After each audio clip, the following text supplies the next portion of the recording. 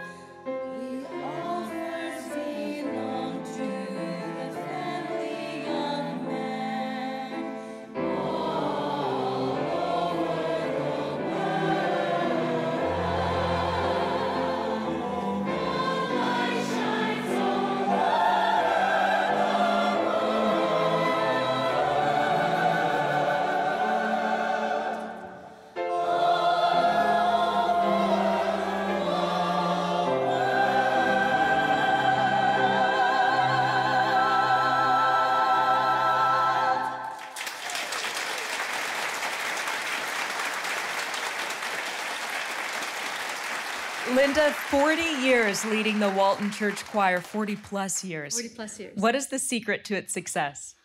I think having lots of fun. They enjoy each other's company and they love to sing, and we give them a variety of music. It's interesting because I didn't apply for this job. I came in to fill in one day when the organist quit the day of choir practice, and the minister just said, "Could you come and fill in till we find somebody?" And that was 42 years later, and I'm still here. Well, the Alt sisters are standing behind me. They are familiar faces to our audience. I mean, you guys practically grew up in this choir. So tell me, what is it that made you stick around all these years? Well, I think Linda Fletcher is one of them. She was our singing teacher growing up. So getting to be a part of the church choir has always been such a pleasure for us. Yeah, and also, our dad is in this choir, so we love to sing with him. And there he is. He's hiding in the back. All right, so you've just performed Marilyn Lightstone's The Light Shines All Over the World. What is it that inspired you to perform it? This is a song that I've heard on the radio for many years, and I've always really enjoyed it. And this year for our carol service, I really wanted to do something based on world peace and light and shining your light for other people. So I contacted Marilyn and asked if there's any way we could maybe perform her song or get a copy of her music. And one thing led to another, and I just wrote a different arrangement. So I wrote an arrangement for this choir and then added some instruments and things like that. And we were just so happy to be able to do it. It fit in so beautifully into our service. Beautiful indeed. All right, and just finally, what are you playing next? Next, we're going to do a quartet by the Waltons called Do You Hear What I Hear? All right, well, take it away.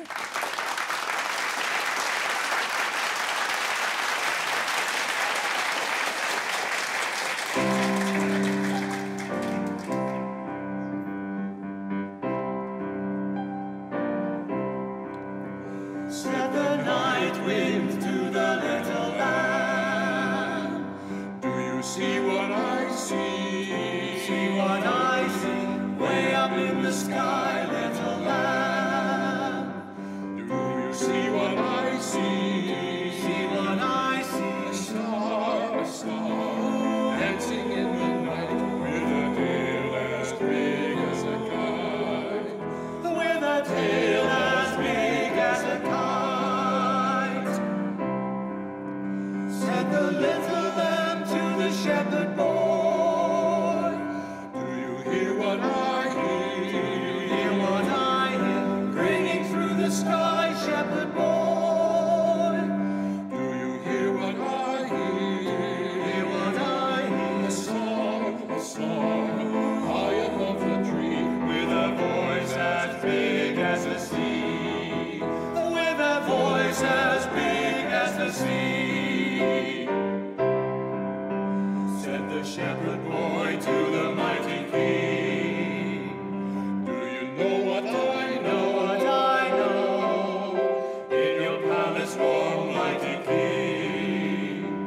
Do you know what I know? What I know? A child that shivers in the cold. Let us bring him silver and gold. Let us bring him silver and gold.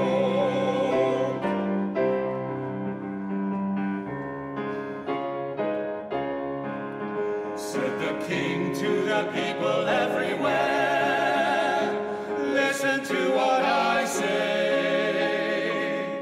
Pray for peace, people everywhere, listen to what I say. The child, sleeping in the night, he will bring us goodness and light. He will bring us goodness and light.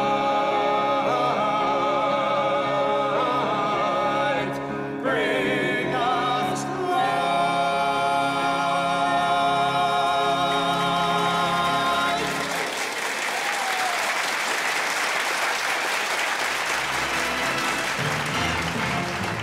Look at that.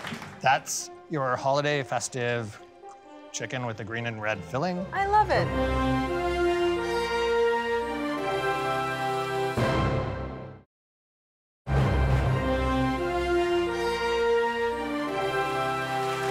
Well, we are back and in for a treat with Chef Rodney Kaufman, who's here to tantalize our taste buds with not one, but two unique holiday dishes. Hey, Chef Rodney. How are you today? Good, thanks. So what have you got for us? We're gonna do two dishes, as you said. We're gonna do a quick kind of fall mushroom ravioli dish with a bunch of different forest mushrooms and some candied nuts. And then we're gonna go into a roulade of chicken stuffed with spinach, red pepper, goat cheese, and served with squash puree and some interesting style potatoes. It sounds complicated, but I think you might tell me it's easy. So let's show our audience. Absolutely. So we're gonna start with some butter, which is really, it looks like a lot, but what doesn't matter, it's rich, it's beautiful, it's great stuff. These are raviolis that have been filled with a duxelle of mushrooms, which is mushrooms that have been sweated down with shallots and white wine and thyme and garlic and stuff like that, and then we just kind of stamp them out. So, but because you can never have too much garlic, we're gonna throw some more garlic in there.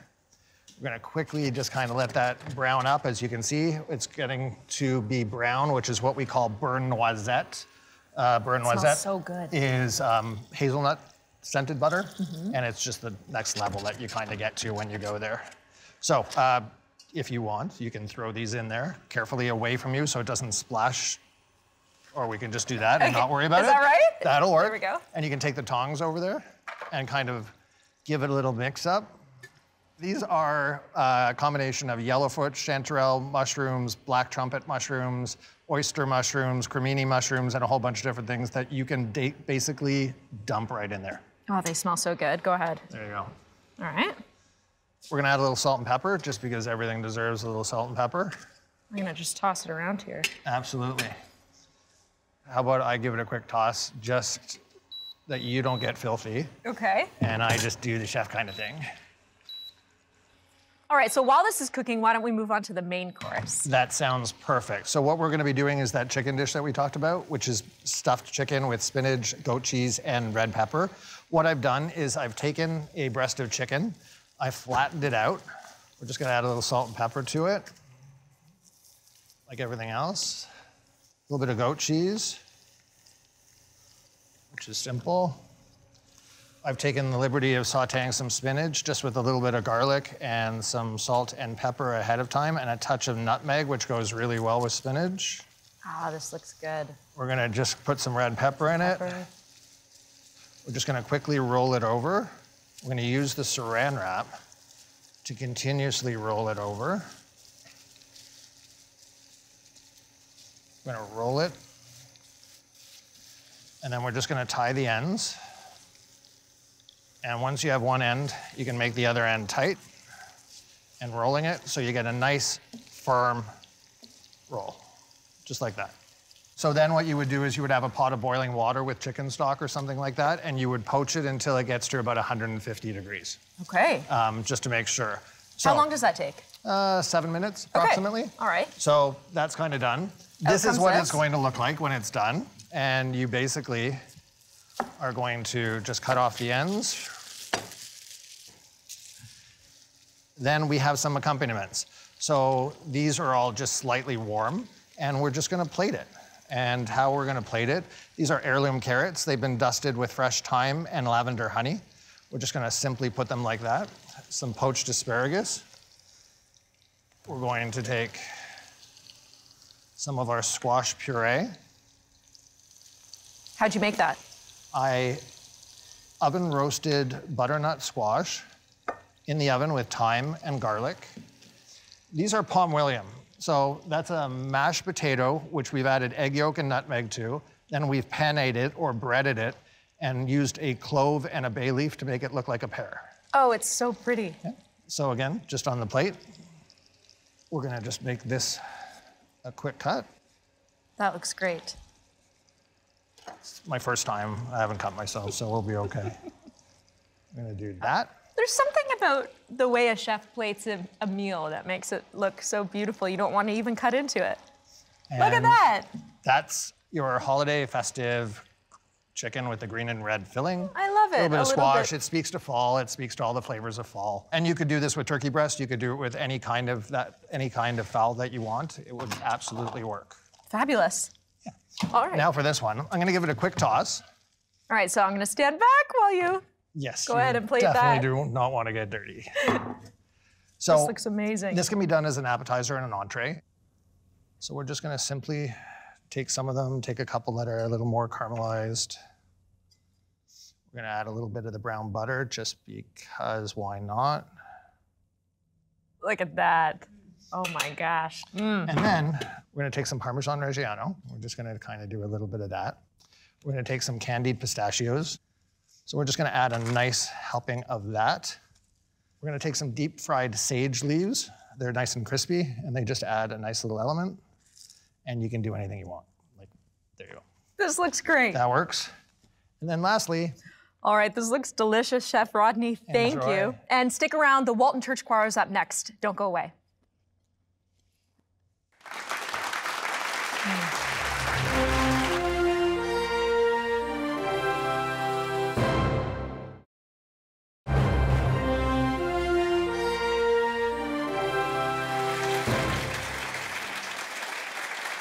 Ladies and gentlemen, please welcome back the Walton Church Choir.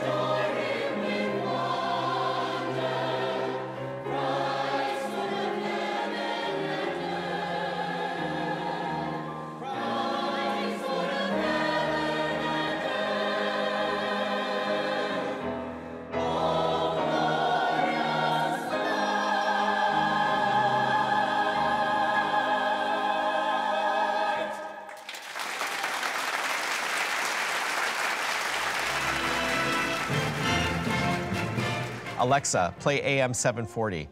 Zoomer Radio. Look at that. On demand, Like, hands-free, just so like fast. that.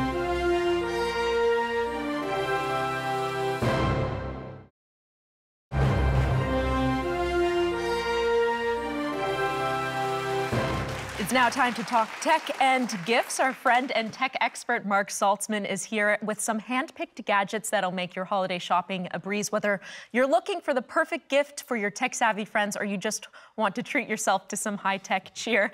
So what's on your wish list this year, Marc? Lots to choose from, covering a wide range of tastes and budgets. Starting off with the brand new Amazon Echo Show 5. This is a portable smart display that you can put in different rooms, or if you have an office that you go to. This is a smart speaker, but has the benefit of a screen as well. And this is a new generation, so how's the sound? Yeah, the sound is surprisingly impressive despite its small size, yeah. So people would often place this in the kitchen or a family room, a bedroom, and then you could just use your voice to have it play something. So that's a perfect way to demonstrate this. I can say, for example, Alexa, play AM 740. Zoomer Radio. Look at that. On demand, Like, hands-free, just so like fast. that. And then, of course, you can use it for, following along with recipes, watching YouTube videos. You could set timers. You can not just hear the weather, but see it as well. It'll give you a 7-day forecast. So you've got the benefit of a 5-inch screen. So not just hearing, because a lot of your viewers, I'm sure, have a smart speaker. This is a smart display, so it adds visuals on top of the audio. All right, and what have we got next? Sure, so this is the ViewSonic Omni portable monitor. So whether you're a gamer on the go, like I am, So it's and I not a travel a lot. laptop that you just plug something Yeah, in. that's a great point. It looks like a laptop and it's super thin, as you can see, but it is a very, very fast monitor to connect to a gaming system if you want to bring it to a hotel or, again, anywhere you go, or to the office. You can actually connect that to a laptop to have a dual screen environment that you may have at home. I can't believe how light it Super thin and is. light. It's got that little Yeah. kickstand in the back, so now you don't have to break the bank. Only $239. Super thin and light. Bring it with you in a backpack and It's a connect great it. price. Yeah, it's great. It's lighter than a monitor or It than a is. computer. It's much lighter, and you don't need any power. You'll notice it's not plugged into the wall. It's just connected to this device that I'll recommend next, if that's an okay segue with you. It's the ROG Ally. It's a portable gaming computer in the palm of your hand. So it looks like a Nintendo Switch, which is a popular gaming console, but this is a full Windows 11 PC designed primarily for gamers. The controls are already built in, so that's the primary audience. You sign into your favorite subscription services and you play on the go with the same amount of power that you typically would need in a desktop just a few years ago. So I love that you've got that flexibility of portability, but you're not tethered to a television or a big computer. Do you need internet to play with this? You do not. Depends on the service, but usually once you download the game, you're good to go. But yeah, if you're shopping for a gamer on your gift list, this is a great one. It's $699, which is $200 off the normal price. And don't dismiss the boomer generation as not being gamers. They are. I'll tell you, my dad is a big gamer. He's ranked like 1,200 in the world for Madden. So that's awesome. That's great. Yeah, amazing. So speaking of computers, and then we'll move on to a few other ideas. This is the Surface 5 laptop from Microsoft. This is, as you can see, a gorgeous big screen and touch screen laptop. So you can use your fingertips or a pen if you like, a digital pen, or you can just take advantage of the big trackpad and keyboard. Again, whether it's for your 9 to 5 work life or your 5 to 9 downtime, the Surface is one of my favorite brands for computers. Again, I love the touch. I really get used to that. Not all computers offer that. All right. Yeah. Good to know. All right, so this is a more affordable gift. This is from TELUS. It's called Smartwear Security, and it's a collection of jewelry, whether it's a pendant or bracelet, you can put on a necklace. If you find yourself in a situation where you feel you need some help, you double press the back, and it will call TELUS Monitoring, and they will call you and ask you on your phone if you're okay. And if you don't text or call back or answer the phone, they will dispatch emergency services to your location. So it's through cellular, yep, and it'll also call up to 5 of your personal contacts as well. So this is, having a daughter who walks to and from college, to university campus and all that. I like this idea a lot. It's only $12 a month to start. So, and there's a few different options as far as the style is concerned. And it's not the be-all and end-all, but it's that added layer of security that gives you that peace of mind. Still would want her to have her phone with her. Speaking of my daughter and memories, I'm sure I'm not alone when I say that I've got a lot of paper photos that have not yet been digitized. It's been on my to-do list forever. Thankfully, there's now a scanner that that's devoted to high-speed photo scanning. It's called the Epson Fast Photo, the aptly named Fast Photo wireless scanner. So what you do is you load up as many as 36 at once, and it'll scan as fast as 1 per second. So the idea is that we have these photos stored in shoe boxes, in photo albums, or in frames, and we're not enjoying them because they're in paper format. You're not only preserving them, because once they're digital, they won't degrade over time, but you're then able to share them, right? So you just load them up, and it's great. Really fast, wirelessly sends it to your phone or your computer, and you can it'll even scan the backs if you have like a personal inscription, you know, that are on many of our paper photos. I love this. How many people in our audience can relate to having photo albums stacked on top of one another in a basement corner somewhere? So it also eliminates the risk of losing them potentially. Let's say there was a fire or a flood. Forbid. So it's also two more gift. things. It adds color restoration, Marissa, which is great. So if those old faded photos, it can boost up the color again. And then finally, the app, which is optional, but it's a companion app from Epson, it'll allow you to interview your loved ones tied to a photo which could be passed on to generation. What a great gift. Yeah. I love this idea. So it's $649 for that high-speed photo scanner from Epson. All right, these gifts are getting more and more expensive. All right, and just finally, One here more we go. behind you, yeah. So this is the Philips Roku TV. So Roku is a very popular smart TV platform in which you can sign into your favorite services, and it lets you watch them on the TV without having to connect a box or anything like that. It's already built in, and it's a beautiful QLED TV. That Q stands for quantum dot technology. Very bright and rich colors, and big sizes. They start at 50 inches, go all the way up to 75 inches. It's a really good bang for your buck if you're in the market to upgrade a TV in your home. All right, Marc, you are inspiring some serious gift-giving goals. Thank you so much for bringing all of this in. We'll be right back with more. Don't go away.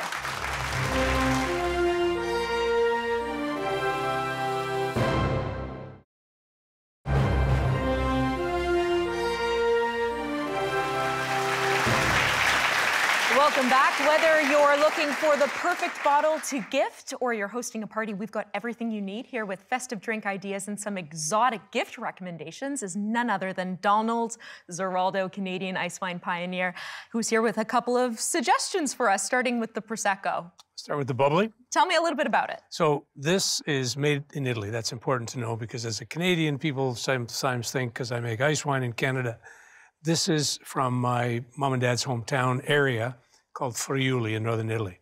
Fabulous. And what should people look for in a Prosecco? This one in particular has got a very slight amount of residual sugar, just to give you a taste. The other thing that's important is the bubbles, because that's what sparkling wine's all about. Is this your typical Prosecco glass? Not typical, it's my Prosecco glass. Cheers. Cheers. Happy holidays. Happy holidays. I love that. So Prosecco just sort of took over the world because most of you know Champagne. The difference between Champagne and Prosecco, both now designated viticultural areas. So Champagne in France, obviously, made by Méthode Champenoise. So when you make the wine, then you take it and you put it in a single bottle and you put in a dosage, a little sugar, a little yeast, and it ferments to give you the bubbles. The difference between that and what makes it so expensive is it's riddled by hand for up to 2 years. Like literally every day you go in the basement and you do a little riddling to settle the sediment. In the Prosecco, it's done in a large tank. So you make the wine, add the dosage, and then you put it in a large tank under pressure, and it's bottled under pressure. So there's a lot less manual. So this is $26 for a bottle. And where can people get this? This is LCBO, or you can get it at Spaducci, as you can get with the ice wine and our famous Moses vodka. And you are the Canadian ice wine pioneer, which is, talk to us a little bit about this bottle. So this is ice wine, and if you don't know, ice wine is made from grapes that we leave on the vine, and it freezes. So the window is between 15th of December and January, ideally. So we leave the grapes on the vine after the normal harvest that happens in September, October, and then we wait for the leaves to fall off, and then we have to make sure we cover it with netting, otherwise these little birds eat everything as soon as the snow falls. We pick the grapes at -8 Celsius. That must frozen be cold. solid. Do you do it? Cold. Of course. Of course, each one of them is hand-picked. Wow, that's pretty impressive. And then we press it, still cold, and the idea is to extract the sugar from the sweetness of the grape, the aromatics, and the acidity, which is why in Canada, in the Niagara Peninsula, we have ideal conditions. So we get the fruit ripe, but then it stays cold. And between those months of December, January, that cold gives you this high acidity, which balances off the sugar. And then you can have a nice foie gras with it or a cheese. Let's give it a try. Okay. And you mentioned foie gras or cheese. That doesn't necessarily mean dessert. You could have that before your meal. Like, dessert is okay because that's called a dessert wine. But in this case, you can use it with foie gras at the beginning of the meal. And that's served to you in a Riedel crystal glass made by a ninth generation glassblower in Austria. Just to make sure it was the perfect glass. Oh. Cheers. Smell the aroma. I'm afraid to swirl. Here's you hold it like this, and then you swirl like this, right? And get a little more elbow in there, a little more elbow. That's it. That's it. Now, if you want to, once you start to know what you're talking about, then you can hold it like this and do this. I won't even try. I won't attempt it. All right, let's So give smell this the a try. aroma. You're going to get lychee, mango, some magnificent aromas in the nose. And then when you taste, you'll get sweetness in the front, sugar. And then as it goes into the back of your palate, the acidity cleanses your palate. That's lovely. There you go. Now, that's He's sipping in a sophisticated way. no, that actually just, so why I do that, and then you should think about it. Take that, like, when you take a homeopathic medicine, you put it under your tongue. Right. Do the same with this. And then pull. You'll get a little practice. And then what it does is it pulls all of the aromatics and flavor into your palate so that you can taste it. So this is Moses vodka. Now, I don't think he made this, but I thought it would be appropriate that we do an Icewine martini, which is ice wine. Just a dash. So if you're doing this at home, take an ounce of ice wine and 2 ounces of vodka.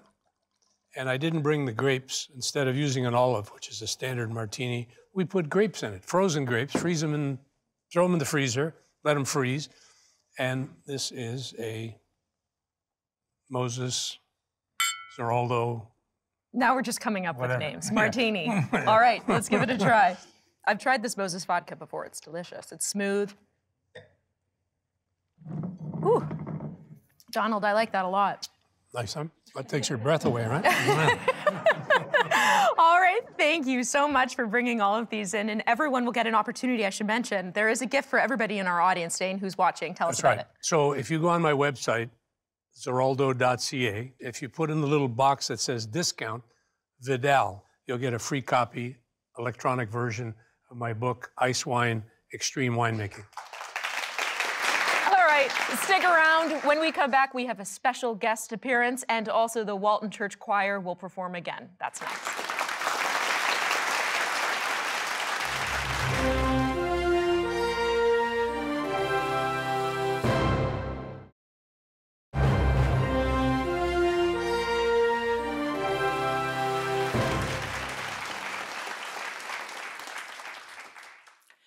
This is the story of the Christmas truce.